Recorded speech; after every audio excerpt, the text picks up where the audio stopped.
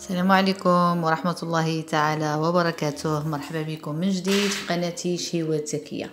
اليوم ان شاء الله غادي نبداو باول معسلة في السلسلة الرمضانية، الله يدخل علينا بالصحة والسلامة. واللي غادي نبداو ان شاء الله غادي نعملو البريوات ديال الكاوكاو. ممكن تعوضوهم بالبريوات ديال اللوز، انا اليوم عملت الكاوكاو. واللي غادي نحتاجو ان شاء الله، عندي هنايا كيلو ديال الكاوكاو من النوع الكبير، هذا اللي مقشر. هاد الكيلو ديال الكاوكاو ان شاء الله غادي نخرج منه 3 ديال الشكيلات. المهم دابا غننتقلوا باش نوريكم كيفاش غنعملوا باش نغسلوه.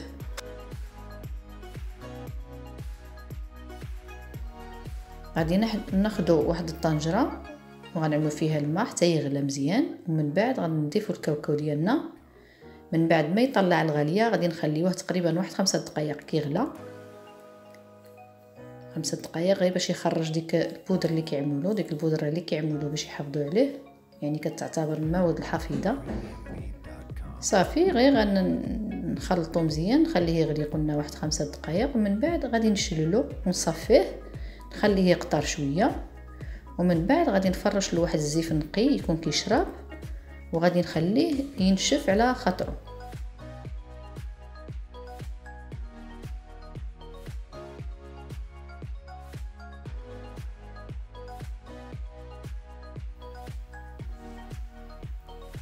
المهم قلنا غادي نخليوه ينشف على خاطرو، ومن بعد ما ينشف لنا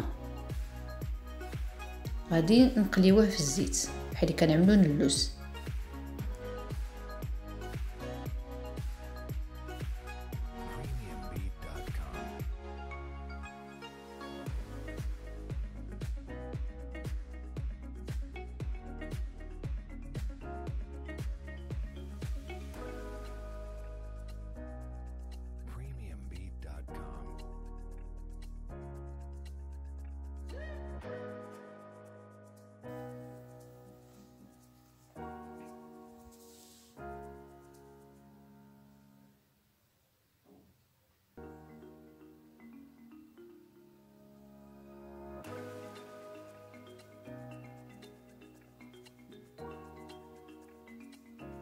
صافي من بعد ملي كتحمر كنحيدوه، ما كنخليوهش حتى يتحمرنا بزاف حتى يعملنا ديك الطيبه ديال الحريق، حيت هو اصلا ملي كنجبدوه من الزيت وكنحطوه راه كيزيد اللون ديالو يغمق.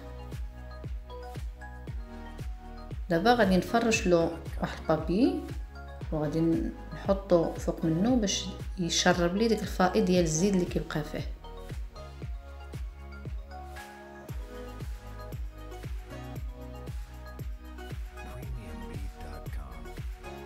كما كتلاحظوا معايا الكاوكاو ديالي تقريبا نشف من داك الزيت، رانا مفرشه له من تحت بابي. صافي دابا غادي ندوز باش نطحنو.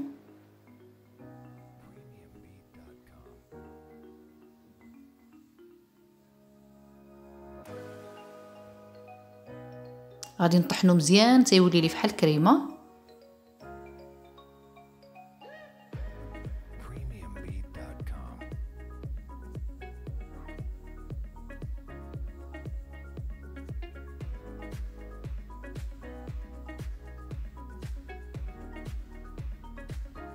هانتوما كما كتشوفوا ولا لي تقريبا كريمه.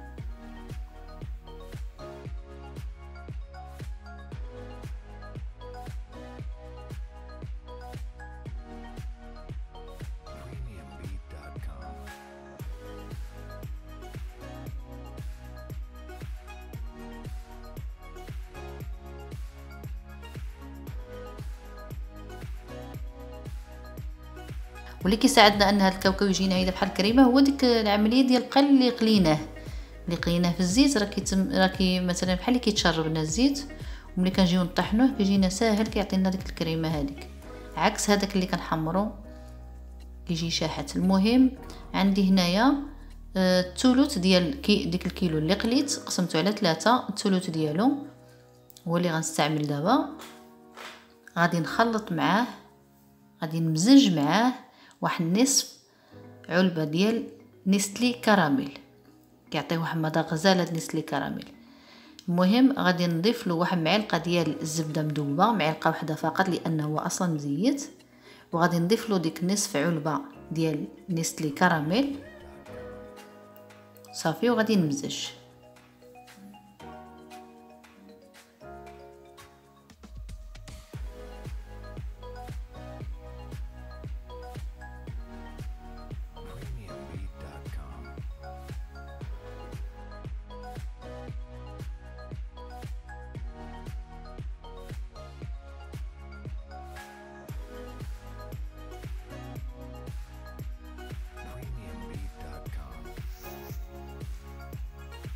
هانتوما كما كتلاحظوا معايا عندي هنايا ديك الكاوكاو ديالي شكلت منه كويرات صغيورين، وعندي هنايا الزيت والزبده مذوبه مع بعضياتهم، وعندي هنايا واحد الخليط شويه د الدقيق مع الماء.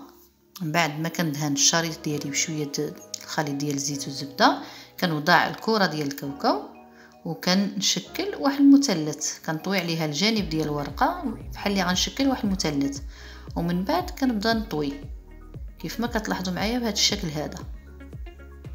كنشبر بالاصابع ديالي القاع ديال المثلث وكنطويه. المهم هي الصوره كتوضح، وانا كنطوي وانا كنضغط شويش على داك الكاوكاو باش كيشبر لي الشكل ديال المثلث. هاد الحاشيه اللي كتبقى كنعمل لها شويه د الخليط ديال الدقيق مع الماء، ومن بعد كنحشيها في هذا الجيب هذا كما كتلاحظوا معايا. صافي كنسبكوا البريوه ديالنا، وها البريوه كيف كتجي. المهم هاد الطريقه هذه راه سهله بالنسبه للناس اللي معتادين كيعدلوها، انا كنوريها للمبتدئات اللي باقي عمرهم ما عدلوا البريوات كيفاش غادي يتحكموا في الصبعين ديالهم. المهم انتم كتلاحظوا كنشبر كنوضع الاصابع ديالي في القاع ديال المثلث وكنعلي الراس ديال المثلث كما كتلاحظوا معايا.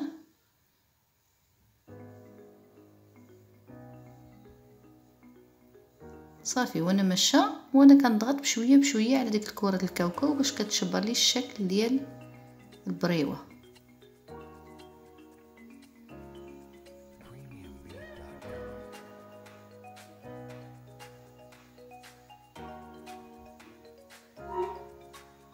صافي وهذا الطريف اللي كيشد في الاخر كنعمل له شويه د الدقيق مع الماء بحال اللصقه وكنحشيه في هذا الجويب هذا.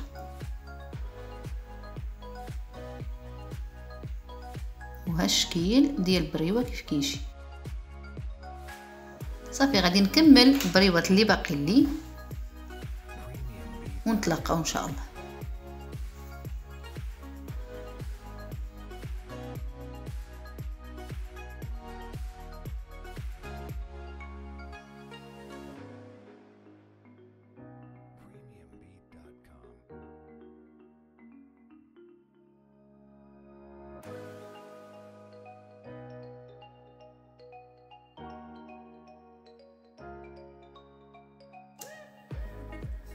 ودابا غادي ننتقلوا باش نقليو البريوات ديالنا. كنسخنوا الزيت مزيان ومن بعد كنوضعوا البريوات ديالنا وكنخليهم يتقلاو حتى كيتحمروا لنا مزيان، ومن بعد كنحيدوهم.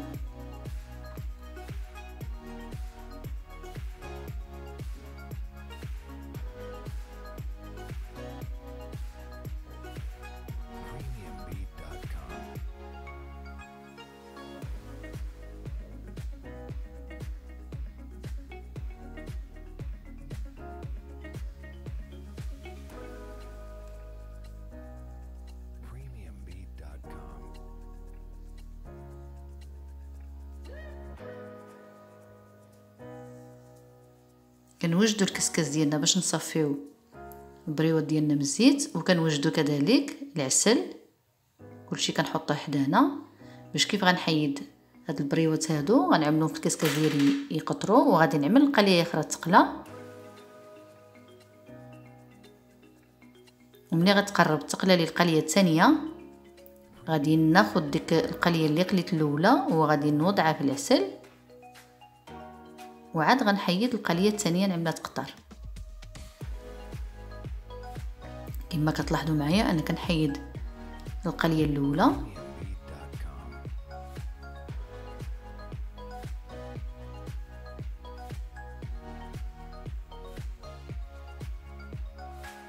وغادي نعمل القليه الثانيه مستقله.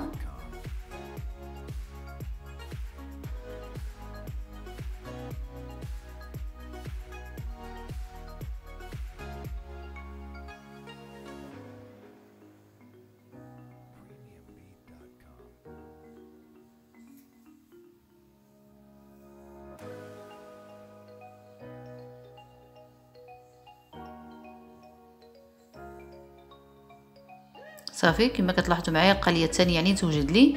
اذا غناخذ هذه القليه الاولى غادي نوضعها في العسل،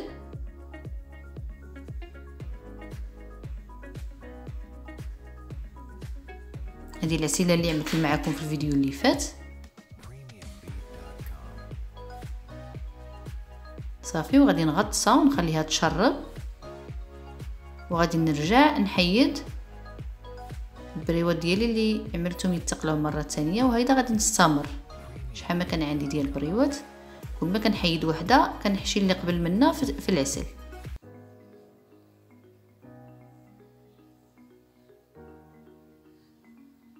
صافي غنستمر بهذه الطريقه هذه حتى نكمل البريوات ديالي كاملين، ومن بعد نتلاقاو في الطبق النهائي.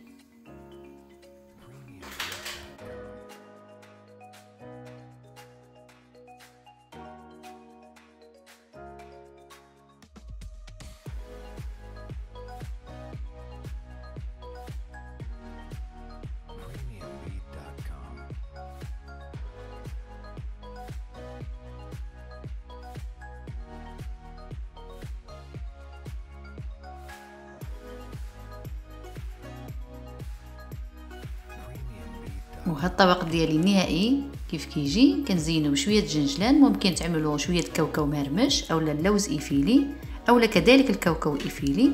المهم كيبقى التزيين على حسب الاختيار ديالكم والذوق ديالكم. المهم المذاق ديالهم ولا الشكل ديالهم كيجي رائع. الوصفه اليوم كانت هي هذه. غنودعكم دابا ونتلاقاو ان شاء الله في الفيديو القادم مع وصفه جديده. غادي نكملوا على الكاوكاو اللي باقي لنا.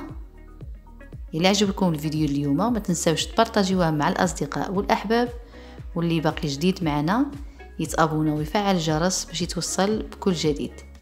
الى اللقاء في الفيديو القادم ان شاء الله.